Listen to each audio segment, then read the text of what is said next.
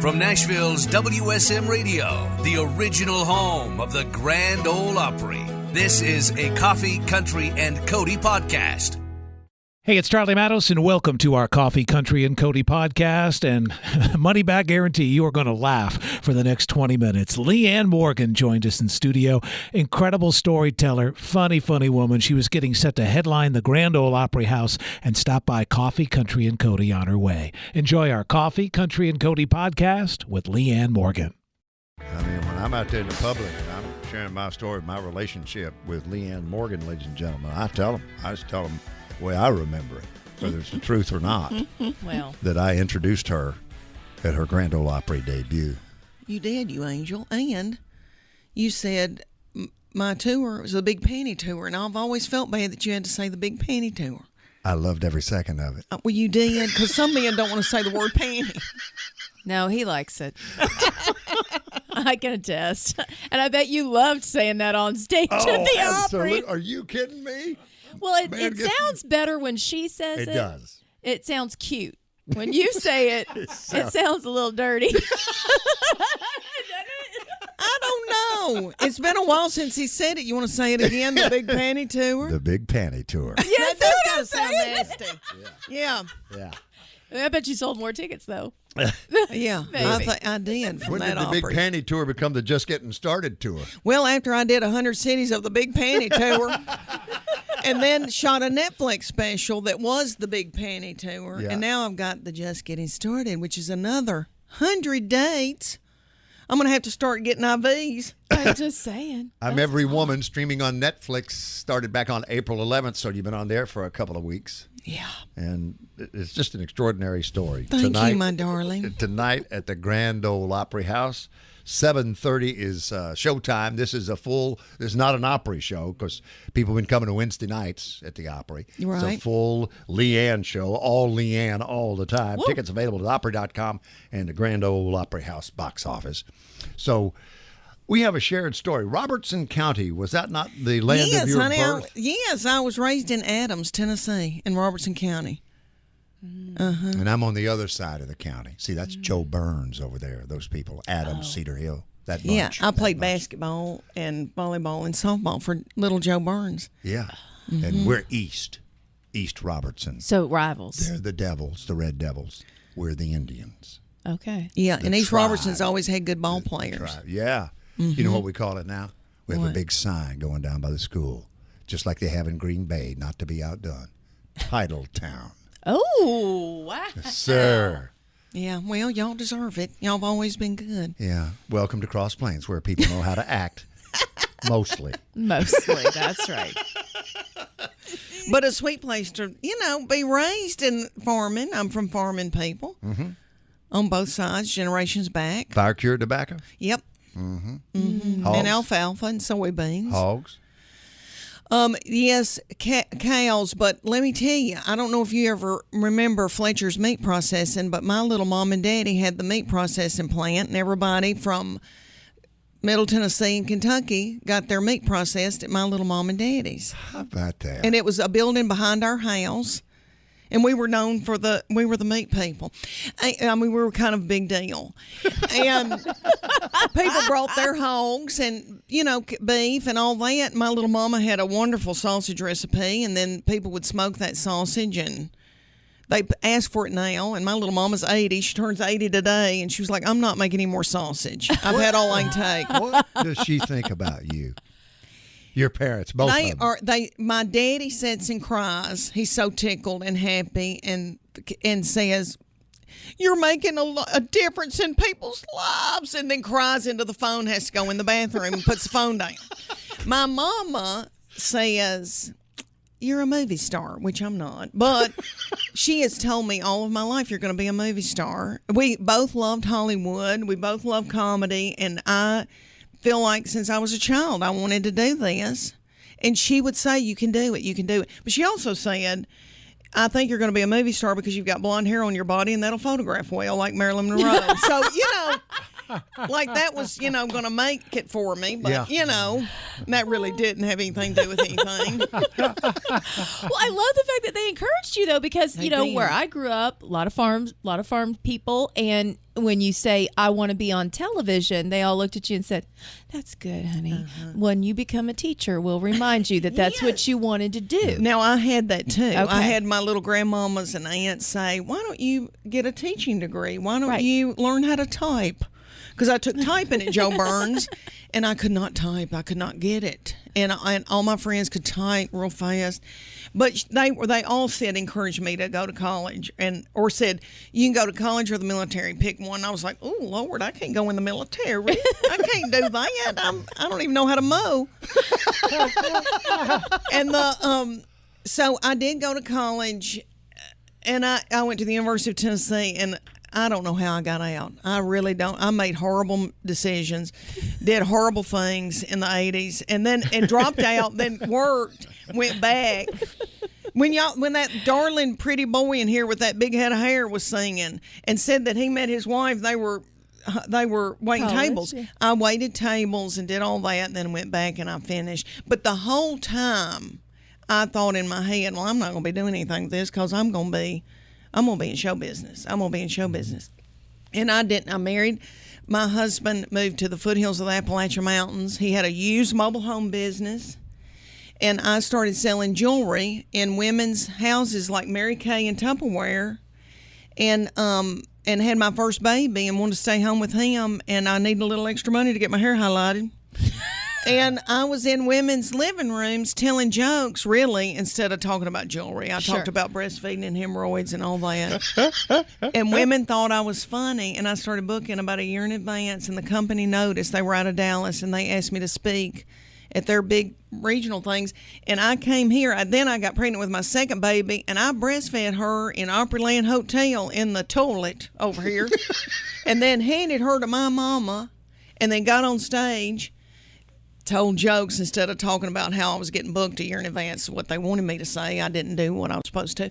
And women in that audience said, there was hundreds here for a convention, and they go, you could make it in stand-up. You need to be a stand-up. And that gave me the courage. Because I always wanted to, but I didn't know how. Lord, I'm from Adams. There wasn't a comedy club. But didn't you have a sweet grandmother who, like when you were 10, who also enjoyed watching comedy on television? That was an influence. Did I read that somewhere? my mama, Lucille, kept me home from kindergarten so I could watch Charles Nelson Riley on Match Game. And Paul Lynn. Oh, Hollywood Squares. Hollywood Squares. Oh, my gosh, yeah. And we watched Saturday Night Live on Saturday night. My dad would get so mad and say, this is filthy. It was during the John Belushi, the bees, whole thing. And we loved it, though. We just loved it. And I would have loved to have been on Saturday Night Live, but I just didn't have being from a little farming community, it never dawned on me, pack up and go to L.A. at 18, pack up and go to Chicago and try to do Second City. Yeah. I just didn't know. So how long have you done it now, Leanne? Over 22 years, Wow. professionally. And before that, I'd get up at the Morristown Hamlin County Hospital and do a show for people and get paid with a cafeteria meal. Was thrilled because I love cafeteria food. But 22 years, honey, and I've had 4 television deals for sitcoms out of Hollywood, and none of them made it. But I was raising my children in Knoxville, Tennessee, How many do you have now? 3, and I got a grandbaby and another one on the way. Oh, good for you. Boy or girl, Thank you. grandbaby? I got boy and another boy coming. Okay. Oh, what's your grandma name? Grandmama, because I wanted mama in the name because I feel like I'm their mama. They've got a wonderful mama, my daughter-in-law, but I want to be mama too. Yeah. I know that's twisted. But I just, because people go, honey, Gigi, boo-boo, honey, do, boo-boo. But I wanted mama in the name. Now, this baby, I don't know if he's going to be able to say it. He'll end up probably going mamaw. Yeah. And that's okay. I can be a country mamaw. Yeah. Yeah. Yeah, my wife wanted to be Meemaw and Peepaw when our granddaughter was born, our first grandchild. And we became Mimi and Popo because she said so. That's why, because they the old phrase is, they will call you what you're supposed to be called. Yeah. Yes. And I can't wait for that. He's talking, but I wonder what it'll end up being. He's yummy. Well, for 40 years, our traffic man was legendary here at WSM Radio, Richard Thomas, through the years. And I always found it grown up with him. Yeah, and I always found it heartwarming what Richard's grandchildren ended up calling him. What? Richard. True story. We'll continue with Leanne Morgan after a break, as she was kind enough to make time for us on her way to the Grand Ole Opry House for a full show. The Just Getting Started tour stop is tonight, 7:30. And if you want to go, not too late, Opry.com, Grand Ole Opry box office. Check in, all right? We'll be back. Grand Ole Opry House tonight, the Just Getting Started tour stop. Our special guest, she was able to find time in her incredibly busy schedule to come see us. Leanne Morgan, please come see us anytime you're in the neighborhood. You angel. I'd love to. Don't wait for an invite. You just come, all right? All right. And tonight, 7:30. 7th, I guess, 7:30. Is it, my darling? I don't even know. They're having to just drive me there and walk me out. And then Friday night, you got a night off because you got to drive all the way to Hiawassee, Georgia. I'm driving to Hiawassee, Georgia, and then Charlotte, North Carolina. 3 shows. 4 shows this weekend. And then you got a little break, and then you pick up in mid-May in North Charleston, South Carolina. And as the summer rolls on, Albany, Georgia. And I guess June 15th, is that CMA Music Fest? No, that's just me at the Ryman. Oh, okay. By myself. All right. Which I did the Ryman for the Big Panty Tour, and that blew me away. And I saw posters or pictures of Patsy Cline and thought, what am I doing here? But I had a ball. It was wonderful. And then now they've got me at the Opry. Can y'all believe that? I grew up coming to the Opry because we cut up the people's meat at the Opry. The president of the Opry. And they would give my little mom and daddy tickets, and they would bring me. And I remember seeing Dolly Parton and Porter Wagoner when I was little. But we came every year. And I grew up, watching Minnie Pearl, Roy Acuff. Our claim to fame was my little Aunt Lila loved antique, and she bought Roy Acuff's couch. One of his couches that was like a green velvet, and we all just stared at it. No one's allowed to sit on it. Don't sit on it. Yeah. Mm-hmm. So when you debuted at the Grand Ole Opry, you told a story of going to see Def Leppard. And you were telling me off the air, I said, you have got to recount that story, please, by request. But you said that was a career changer, that particular bit in your show. Yes. I hired these young boys to do my social media because I was just putting up pictures of my dachshund. I didn't know what to do. Aww. And I hired these young, Puddin'. She's no longer with us, but she was an angel from heaven. Yeah. Too heavy, but she got thyroid. We went on thyroid medicine at the same time.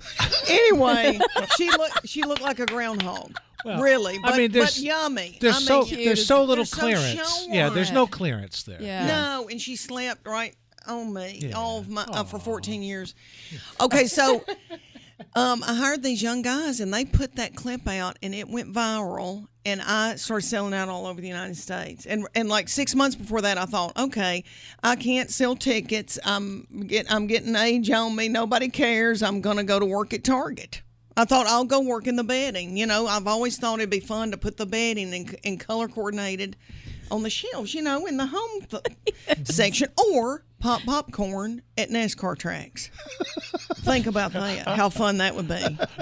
I'm always thinking I want different jobs, but anyway, my career was not going well, and I'd been, in this for 20 years, and all of a sudden I started selling out all over the United States, But this is the bit that I think did it. Okay, well, I know it did. All right, so my husband, I was trying to take him on he loves Jeff Leber Journey and that kind of music, and so I bought him tickets for us to have a date night, and I went to the University of Tennessee, and they were coming to Thompson Bowling Arena, and I'd been to a million concerts there in the 80s, honey, when I was committing sin. And I had on, I saw, in the 80s, I saw Tina Turner, Elton John, John Cougar Mellencamp, all these, I went to every concert, and I was tiny in my pants. And my thyroid was functioning, and I didn't care about food. I'd eat a half a can of tuna and go, I'm full. Okay, it just dawned on me now, the difference of me going to concerts in my 50s at the same place. Okay, first of all, we get there. Everybody was my age and older. Everybody's worried about the snack bar. And I was too. Everybody was standing at the snack bar buying a big gob of food. Journey was already on stage. Nobody cared. Nobody cared. All right, so we talked about Journey. Little Steve Perry had to get a hip replacement. He's no longer with them. So they had to hire this little bitty feller to sing with them, and he's jumping and doing and squatting and doing and flipping, and all the old boys in Journey are in the back, barely moving, stared out into space, and they look sick and bloated, And then Def Leppard comes out, and I don't know if y'all seen that little Def Leppard man, that little frail thing comes out. And his legs were that big. I've never seen legs as tiny on a man. And every once in a while he'd prop one of them up on a stool and, give it a little... His hair was down to here, and it was thin. You could see through it. Oh. And I thought, thyroid, he's got thyroid issues. And I do too, I know. And then he starts singing, Put Some Sugar on It. And my husband, who I've seen his teeth 3 times since we've been married in 30 years. My husband does not talk. He's introverted. He does not show joy.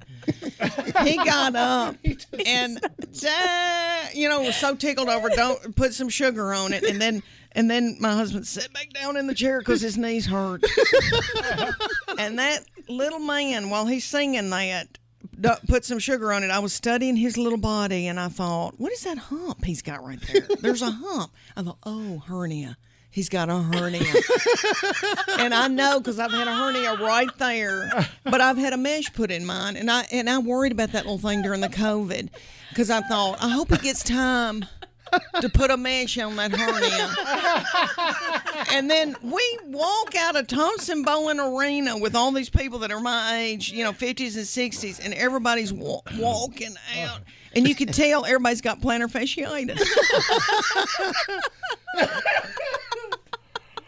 So that was that bit, and that is all true. I mean, everybody looked exhausted, and everybody ate a big gob of processed food. We were all getting those chips with nacho with cheese on it. Yes, the and yellow a big cheese. Diet Coke. Yep. Just different than when you went to concerts in the 80s when people were smoking marijuana and making out. Now you get to an age and you eat a big Subway sandwich right in the middle of a concert. You don't even care. And the youngins don't know how much we suffered back in the day, because I nearly burned my thumb off with a lighter for Hey Jude, and now they got the wimpy cell phone light. I mean, they don't know what it's like. Those losers. Yeah. I want to read from a text message from Opry Dan Rogers, the vice president, the guy who runs the day-to-day operations we know as the longest-running radio show in history. It is the stage that made country music famous, and this man from Xenia, Illinois, is large and in charge every day. This was inquiring about tickets for your show some time back, knowing you were coming tonight. Leanne said if she and I had gone to college together, we would have smoked cigarettes and made out.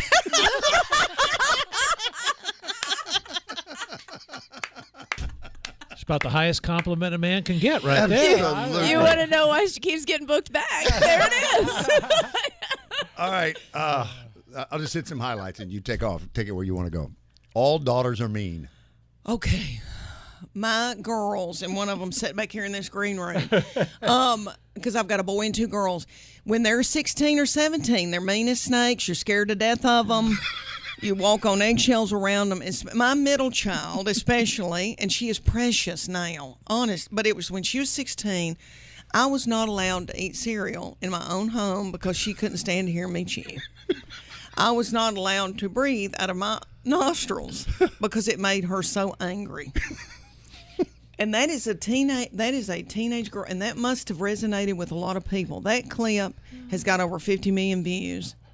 And people say to me all the time, and they'll go, look, I brought my mean baby to your concert. And this little girl will be going. Mine's 13 right now, Leanne. I'm going into it. Getting ready to turn on you. She can't help it. Just know this. Okay. She can't help it. And she doesn't mean anything by it. Let it roll off your back. Fight the big battles. Okay. Let the little things roll. She's going to do her eyes at you and all that. Let it roll off your back. She doesn't even know what she's doing. She's not in her right mind. Time cannot pass that we do not, before we close, quickly your CrossFit experience. Was it my CrossFit? Lord. I was in my mid-40s, and me and Church of God Becky went to do CrossFit. And that's my friend Church of God Becky, and I call her that because she's very naive, and I have to explain things, twisted things to her because she doesn't understand. And we joined CrossFit. And I don't know if y'all have ever done that, but that's crazy. And we were, flipping tires in the parking lot, and I'd put little Becky in it, and she'd hold her purse, and I'd drag that across the parking lot and all that. Well, it was these young people that owned it that looked like movie stars, and they said, we're doing a contest, paleo contest, and whoever wins gets 3 months of free training. And I wanted to win it because I didn't want to have to do things to my husband to get the money. So me and Church God Becky do the paleo diet. But first of all, they one day we show up and they go, it's picture day. We're going to take your picture, your before picture. Oh. And they didn't tell us. And I had on a terrible looking dingy exercise bra that had turned gray. And they said, we're going to take your picture. And I said, I don't want you boys not ever want to marry and have children. Right. Me and Church God Becky will take each other's pictures. So we went in the back room and we took our tops off. They said, keep your exercise bra on and your exercise pants. And little Becky, did like this. And I took her picture. I go, do you want to win this thing, Becky? I want to win it. And so I took my spandex and shoved it under my stomach and went. And that's how she took my picture. And I want y'all know those young people put it on the internet. You can find it on the internet. And I look like a big piece of white bread. It's exactly what I look like. But anyway, we did the contest. It made us nervous. We couldn't eat sugar and white flour. It's like getting off of heroin. I've never been on heroin, but I know it's got to be horrible. Okay, then they take our after picture, and I made sure, Kelly, that I had a spray tan. Oh, and good, a nice yes. brown. If you can't tone it, tan it. Yes. And I ended up winning that thing. There you go. And I did. I won it, and it really changed my body. And then I did okay for about 6 weeks, and then I spotted a tortilla. Love you, Leanne. I love you, and I love y'all. You're And so thank fun. y'all. This is a big deal for me. Thank y'all for having me. My little mama and my daddy will cry in the bathroom all day. The Just Getting Started tour comes to the Grand Ole Opry House with Leanne Morgan tonight. Do not be too long in coming back. All right, promise All right, me. you angel from heaven. Thanks for listening to the Coffee, Country, and Cody podcast. Make sure to subscribe so you never miss an episode. And please leave us a 5-star review. This podcast was produced through the facilities of WSM Radio in Nashville, Tennessee. The hosts of Coffee, Country, and Cody are Bill Cody, Charlie Matos, and Kelly Sutton. Producer Eric Markham. WSM General Manager and Director of Content and Programming, J. Patrick Tittle. Copyright 2023. Opry Entertainment Group Holdings, LLC.